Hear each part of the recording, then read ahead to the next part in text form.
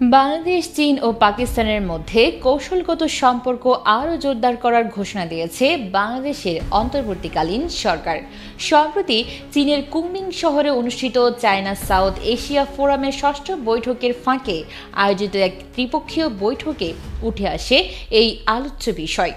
পররাষ্ট্র সচিব পর্যায়ে অনুষ্ঠিত এই আলোচিত বৈঠকটি তিন দেশই আনুষ্ঠানিকভাবে একটি ত্রিপক্ষীয় বৈঠক হিসেবে স্বীকৃতি দিয়েছে।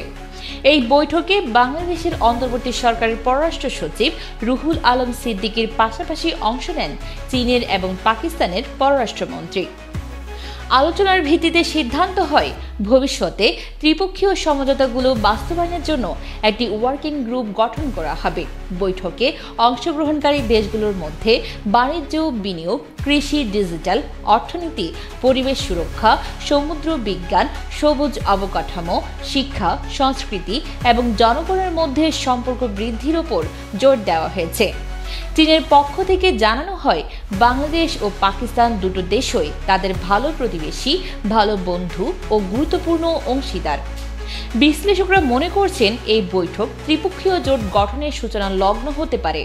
চীন ও পাকিস্তানের সঙ্গে ঘনিষ্ঠতা বৃদ্ধির এই কূটনৈতিক অগ্রযাত্রা ভারতের জন্য এক ধরনের বার্তা বলে মনে করছেন কূটনীতিকরা। সাবেক রাষ্ট্রদূত মুন্সি ফয়েজ আহমেদ বলেছেন, ভারত বিরোধী দেশগুলোর মাঝে একটি আঞ্চলিক কৌশলগত জোট গঠনের ইঙ্গিত রয়েছে এতে।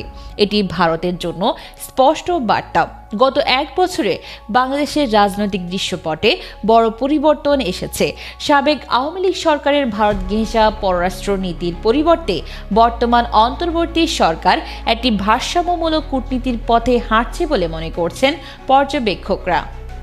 আর এই সুযোগকে কাজে লাগিয়ে পাকিস্তান ও চীন উভয় দেশই বাংলাদেশকে তাদের কৌশলগত পরিসরে টানার চেষ্টা চালাচ্ছে। পাকিস্তানি সংবাদ মাধ্যমগুলোর ভাষ্য অনুযায়ী ঢাকা ও ইসলামাবাদের মধ্যে কূটনৈতিক সম্পর্ক উল্লেখযোগ্য হারে উষ্ণ হয়েছে। অন্যদিকে চীন সরকার আগেও আওয়ামী লীগ সরকারের সঙ্গে ঘনিষ্ঠভাবে কাজ করেছে এবং এখন বিএনপি নেতৃত্বাধীন রাজনীতিকদের সঙ্গেও নিয়মিত যোগাযোগ রক্ষা করছে। বিশ্লেষকদের মতে চীন, পাকিস্তান, বাংলাদেশের এই নতুন ঘনিষ্ঠতা আঞ্চলিক রাজনীতিতে ভারসাম্য পরিবর্তনের ইঙ্গিত দিতে পারে।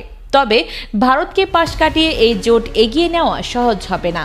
ভারতের প্রভাব ও আঞ্চলিক স্বার্থের হিসাব মাথায় রেখে বাংলাদেশকে পরবর্তী পদক্ষেপ নিতে হবে।